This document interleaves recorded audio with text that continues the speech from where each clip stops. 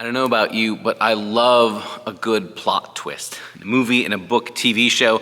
I love plot twists, at least ones that somehow make you rethink or review everything in the story from a new vantage point. So, Rosebud turns out to be the sled, spoiler alert, or Bruce Willis is a ghost, or Kevin Spacey was Kaiser Soze. These are plot twists in movies. Don't look them up if you don't know them.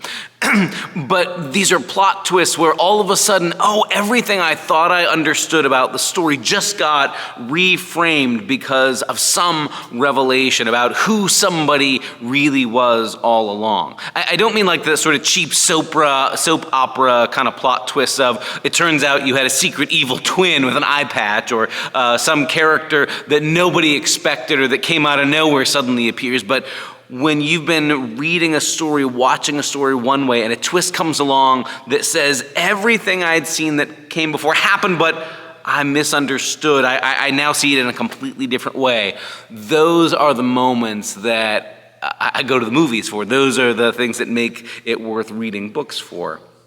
And really, at the heart of the Christian story is sort of God's grand divine comedy plot twist that doesn't exactly come as a surprise, but does have a way of turning everything upside down. And really, it's seen really, really clearly this coming Sunday when many in the church observe a day called Christ the King Sunday. And the title makes it sound like, we're going to hear Jesus' big triumphal victory, right? Jesus, the one who conquers his enemies and sits on the throne.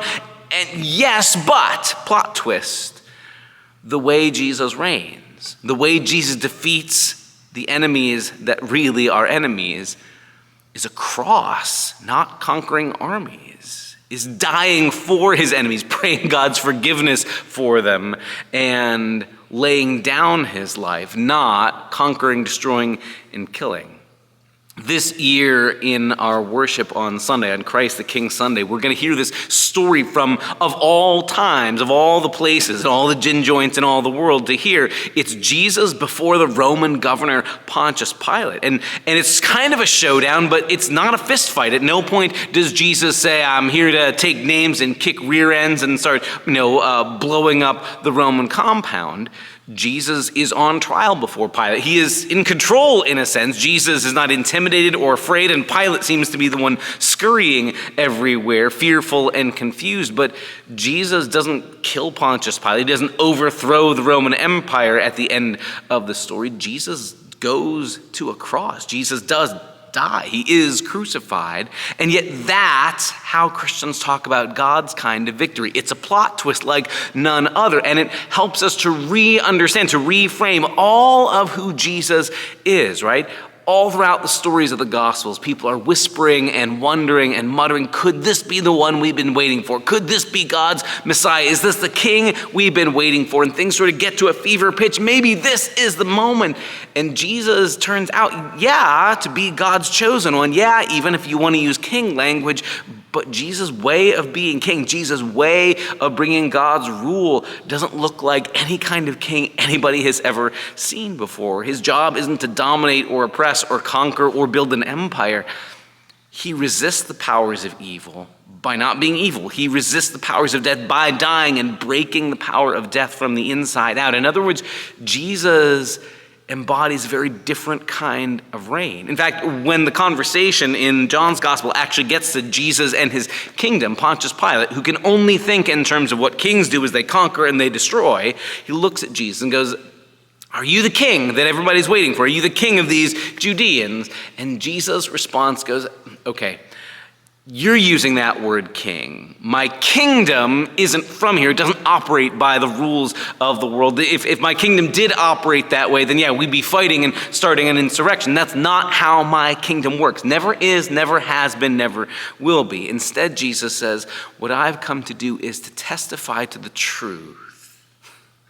In other words, Jesus hasn't come to crown himself like Napoleon and make himself emperor of the world that way. He doesn't have to make himself pushed up by pushing other people down. Jesus' way of being the king of the universe is to die on a cross, to lay down his life at the hands of the overpowering empire of the day. It is a plot twist like none other. The 20th century theologian and missiologist says it this way, that when we get to the resurrection part of the story, that's not the reversal of a defeat. It's the proclamation of a victory. In other words, the cross itself, Jesus dying, isn't a loss. That's the way God reigns. That's the way God achieves victory.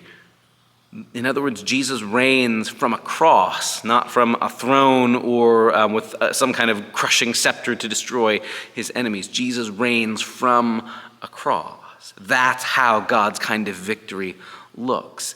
And because it is so unlike the voices we are used to, because it is so counter to conventional wisdom, maybe it takes all of our lives to really understand how upside down, but really right side up, Jesus' kind of kingdom is. Jesus' new order of things isn't about I need to be on top of somebody else to make myself feel better. I have to be better than them by climbing up on top or pushing somebody down.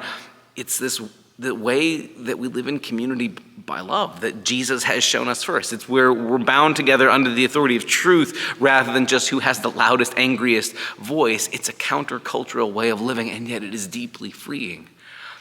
And maybe most of all, what makes the reign of Christ, the kingdom of Christ, good news is that the way the Bible talks about it, the way the New Testament talks about it in particular, it's already an accomplished certain fact. In other words, Jesus' reign is not up for dispute. The question is not, will good turn out to be stronger than evil? Will God win in the end? But the victory is already accomplished. The cross is already a done deal. The resurrection is already a fait accompli.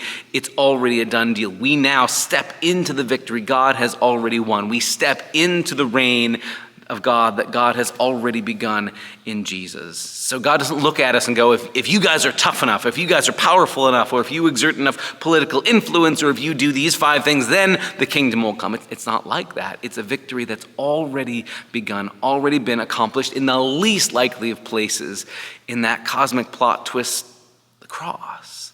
That's where our worship is headed this coming Sunday. And so we invite you to be with us this Sunday to let our minds and hearts be turned upside down again by the strange, surprising plot twist kind of kingdom that Jesus brings. And maybe to discover what Jesus pulls us into is right side up after all. Join us for that conversation and be a part of the conversation here in worship this Sunday. See you then.